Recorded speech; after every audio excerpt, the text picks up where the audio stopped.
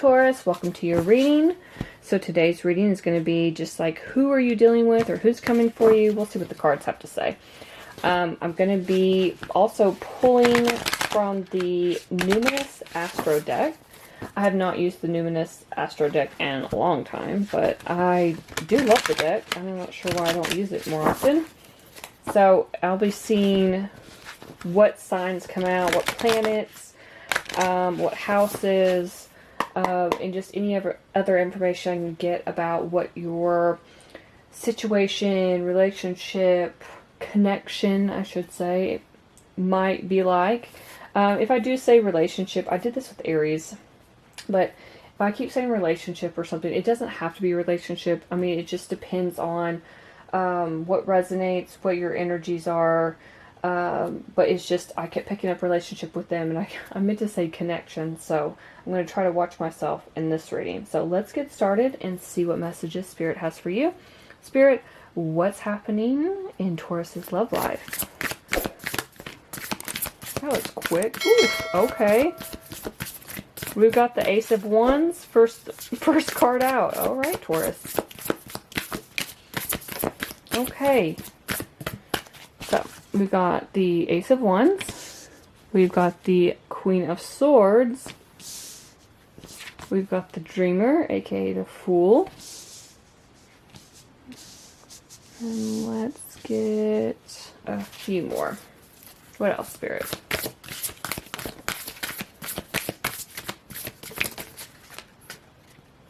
Ace of Cups tried to flip over, FYI. Okay. We've also got 10 of Wands. Page of Wands. Woof, lots of fire in this. The Hierophant. That is your energy. And the King of Pentacles also could be your energy. Taurus, Virgo, Capricorn. Bottom of the deck, we've got the Knight of Cups. So you definitely have some love coming in, Taurus. The two main signs that stick out mostly for me, it would be the Fool, which would be Aquarius, although some people associate it with Aries because it's the first in the deck. And then we've got your energy, Taurus, here. We've also got the King and Queen. We've got Taurus, Virgo, Capricorn, and Gemini, Libra, Aquarius. But there's also all this fire, too. So, I mean, really, it could be any sign, but I'm seeing mostly that it is fire and earth with a little bit of air, and we got the Knight of Cups at the bottom, but we'll see what comes out at the end. So the first thing that came to mind, I'm going to be honest, when we've got Page of Wands and the Ace of Wands, the first thing that comes out, because Ace of Wands is usually phallic, is that you are getting hot and heavy. That's literally what I heard, Taurus. That you are getting hot and heavy with someone. And I'm also getting that it's been a while for some of you. That's not going to resonate with everyone, but that it's been a while since you've seen some action. Had a little bit of a dry spell is what I'm hearing. And that you might have been a little hesitant when it comes to this. Like, I'm seeing you trying to actually be more like logical and analytical about this. Like, do I actually want to be with this person? Do they really want to be with me? What's going to happen? I see you being in your head about it, really. Try to weigh the pros and the cons. But I feel like you're going to go for it. Because I do feel like, because it's been a while, but and because you are very attracted to this person, very sexually attracted especially, I honestly wouldn't be surprised if Scorpio or the 8th house comes out. Maybe even the 5th house of passion comes out when I pull from the Numinous. But because you are very attracted to this person, I feel like you are definitely going to go for it. Now, this could turn into something long term. Because I'm seeing that we've got your energy here with the Hierophant, which just talks about, long-term commitments. Typically a marriage card. You could end up eventually marrying this person. I'm not seeing other cards saying that. However, for me, this could just mean long-term commitment.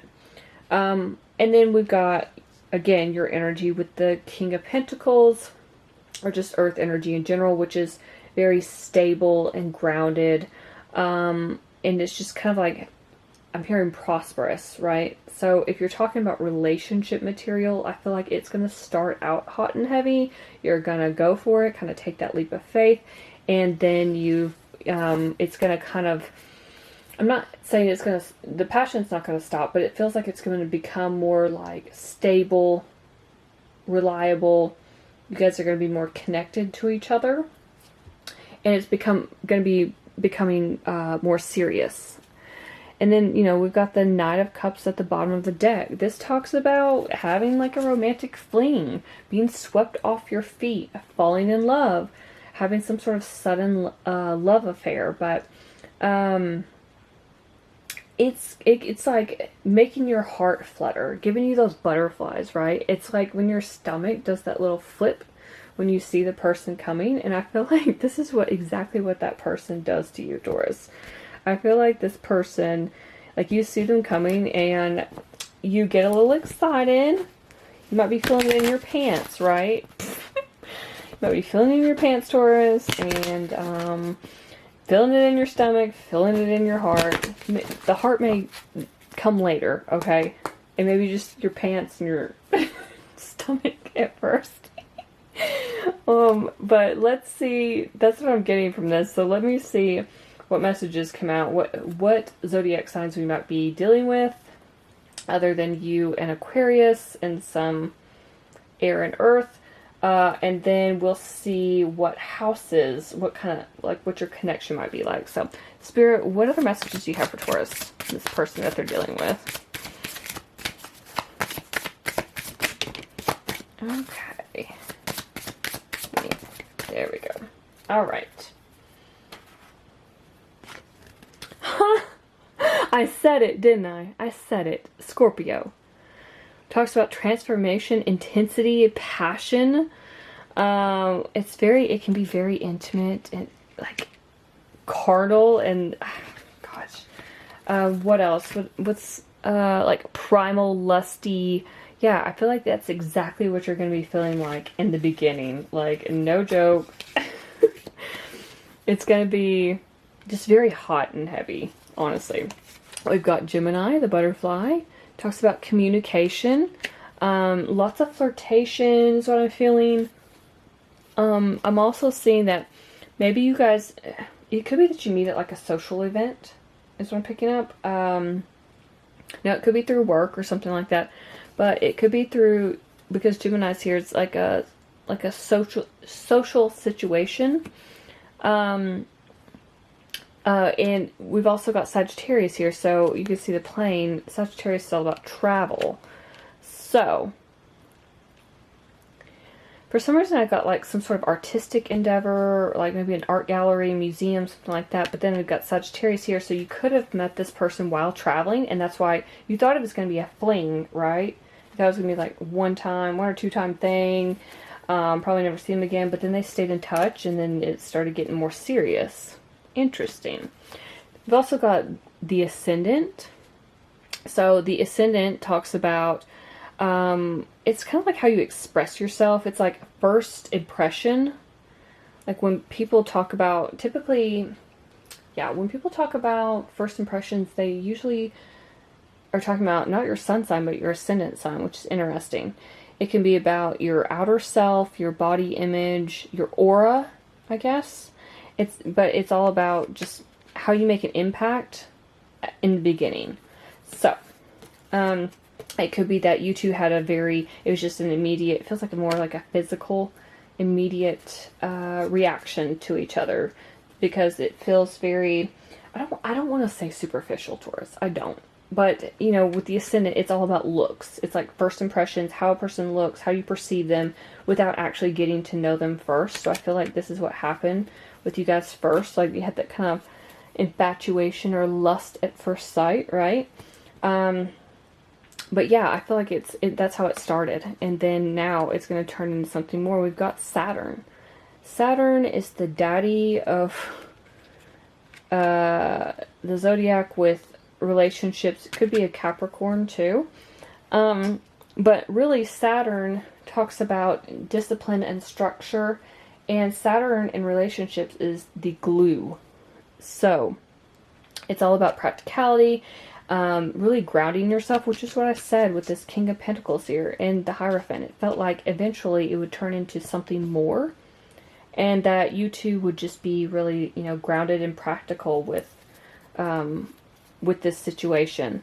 So at the bottom of the deck, we have the Sun, which is Leo energy. So, could be dealing with a Leo too. But let's get some more cards and see what houses this might be in.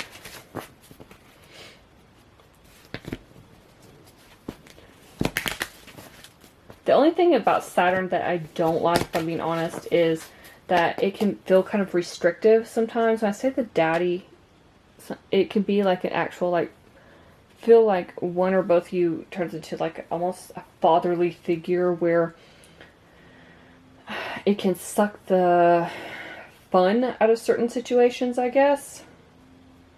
Not always. It just depends on how much Saturn you have in the synastry, right? But it does act as a glue when it comes to connecting with someone else. And it can be very hard to break away from someone if you have a lot of Saturn contacts. Same with Pluto too, but sometimes I'd argue that Saturn might be even worse than Pluto when it comes to, it's basically Gorilla Glue. I don't know how else to describe it. It's like, yeah, it's the type of glue that's, you're gonna have a lot of difficulty pulling away from something. So let's get some more. What else, Spirit? Where's some of the houses and stuff with this synastry between Taurus and this person? I wouldn't be surprised if the 9th house came out. Oh, that's a lot. I'll take it. Yep. Oh my God. Did I not say 8th house? That's Scorpio again. I can't make this up. The Ace of Wands, we got Scorpio, we also had the Page of Wands. Yeah, I said that. I said I wouldn't be surprised if the 8th house comes out. That's exactly what it is. It's all about intensity and sex. I mean, it's erotica. You know, it's like obsession almost. I feel like you guys are going to be obsessed with each other in the beginning for sure. And look what else came out. We've got the 1st house, where your ascendant is. So yeah, it was all about the physical body, first impressions, self-image, that sort of thing. It's like your opinion of one another was what kind of triggered this whole intimacy between you two. We've also got the 12th house. Now the 12th house is interesting. A lot of people love it, a lot of people hate it. 12th house can talk about some sort of secretive or hidden relationship. It can also talk about karma. It's the house of karma. It's the house of soulmates. It's also the house of enemies.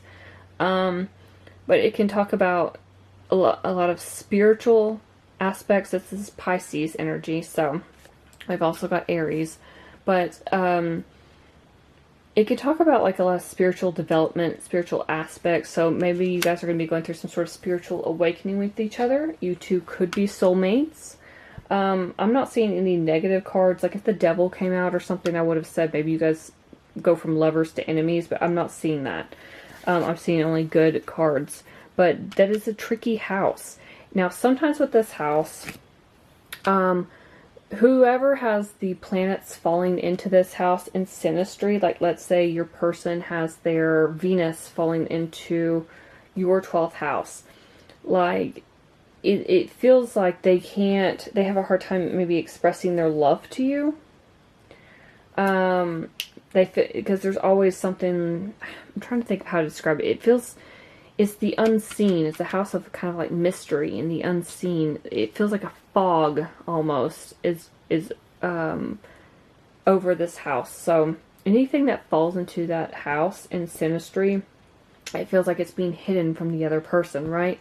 So you may feel like, and this is just an example, I don't, you know, you may not even have 12th house synastry, but some of you might. So it may be that for some of you, you have planets that fall in their house, or they have in the 12th house, or they in yours, and it feels kind of foggy.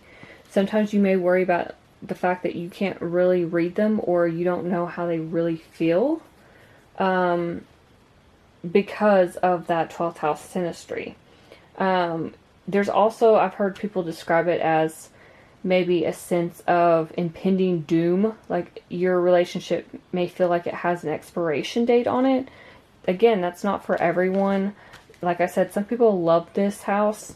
If you have Pisces in your chart, or heavy Neptune aspects in your natal chart, you might be able to handle this a lot better than if you didn't have anything at all. But yeah, so I just want to throw that out there with that house. But like I said, I'm not seeing any negative cards on here that might indicate something might be coming to an end. I see the exact opposite. So we've also got trine, flow. Trine is about harmony, and it's just an easy, I love trines. And then we've also got sextile too. Trines and sextiles are like amazing together. If you have these in synastry, amazing. It's like, talks about easy flowing aspects.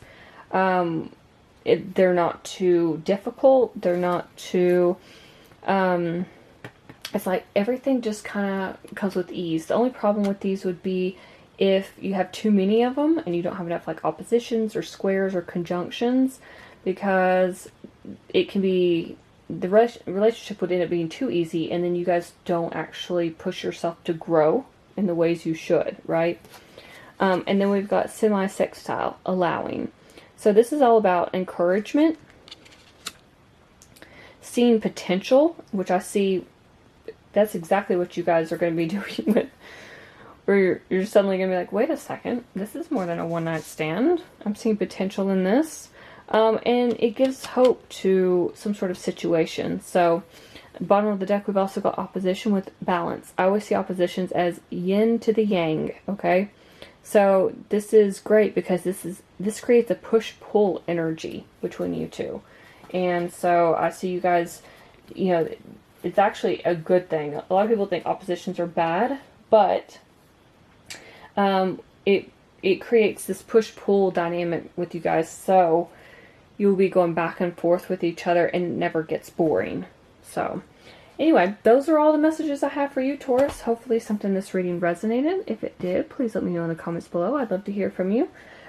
Please like, share, and subscribe. Thank you so much for watching. I'll see you in my next video.